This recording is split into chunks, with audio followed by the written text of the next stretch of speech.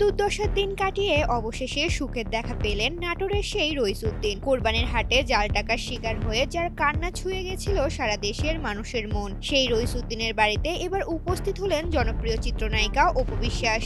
মঙ্গলবার বিকেলে নিজের ভেরিফাইড ফেসবুক আইডি থেকে লাইভে এসে রইসুদ্দিনের বাড়িতে তার সফরের খবর জানান অপু বিশ্বাস। লাইভ ভিডিওতে দেখা যায় রইসুদ্দিন অপুকে সাদরে অভ্যর্থনা জানিয়ে তার বাড়িতে নিয়ে যাচ্ছেন। এ সময় আশেপাশের মানুষের মাঝেও তাদের প্রিয় নায়িকাকে দেখতে ভিড় জমে।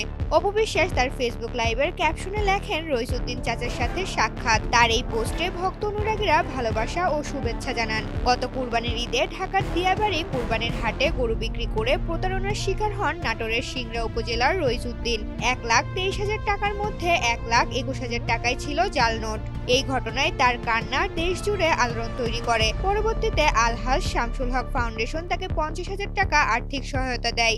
সেই সময় মানবিকতার হাত বাড়িয়ে দেন অপু বিশ্বাসও। তার অর্থায়নে গত 25 জুলাই রইসুদ্দিনকে পবিত্র ওমরা পালনের উদ্দেশ্যে সৌদি আরবে পাঠানো হয়। ওমরা শেষ করে দেশে ফিরে রইসুদ্দিন আমন্ত্রণ জানান অপু বিশ্বাসকে। তার আমন্ত্রণে সাড়া দিয়ে মঙ্গলবার তার গ্রামের বাড়ি পাকুড়িয়ায় পৌঁছান এই জনপ্রিয় চিত্রনায়িকা।